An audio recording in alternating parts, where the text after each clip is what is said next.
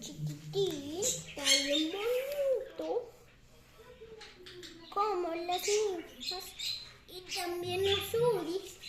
y nosotros a los uris, y le gusta jugar con los